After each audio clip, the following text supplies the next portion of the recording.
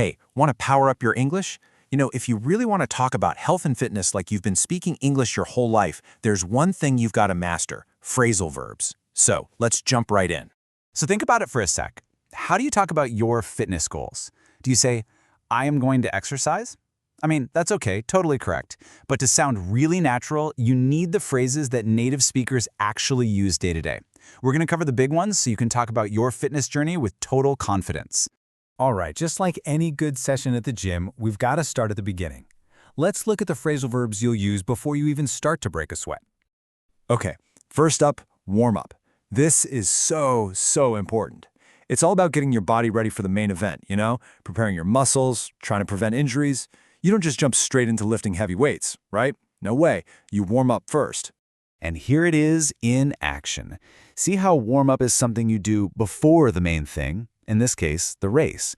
A little jog, maybe some stretching, that's a perfect warm-up. Okay, you're all warmed up. Now it's time for the main event. The part where you really start to feel the burn. Let's dig into the key phrasal verbs for the workout itself. And here it is, probably the most common one of all. Workout. This is basically your go-to phrase for any kind of physical training. If you're going for a run, you're working out.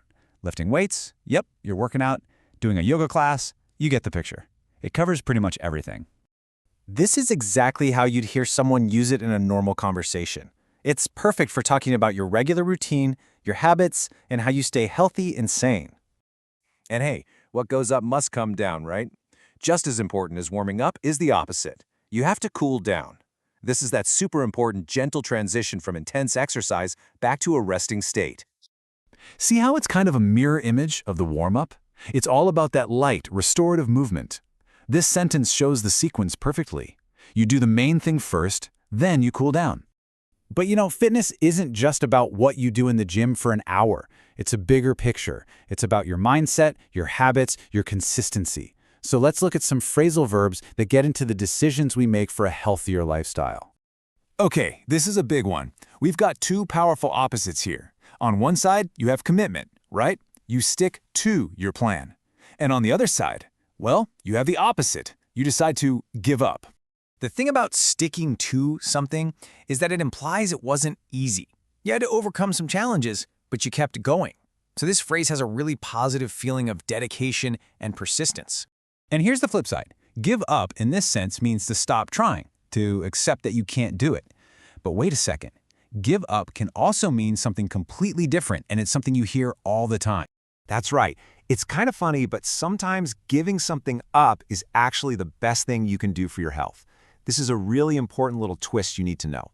So when you put an object, the something, in the middle, like give something up, the meaning totally changes. It's not about failing anymore. It's about making a smart choice to quit a bad habit.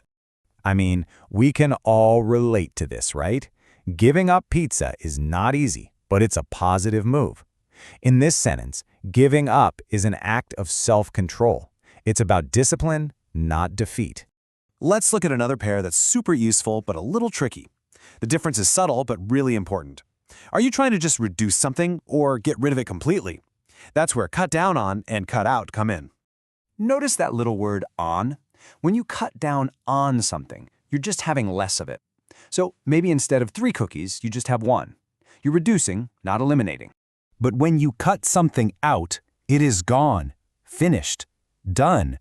In this case, that whole exercise is removed from the routine because it was causing a problem. So remember, cut down means less, cut out means 0. Okay, so you've got the vocabulary down.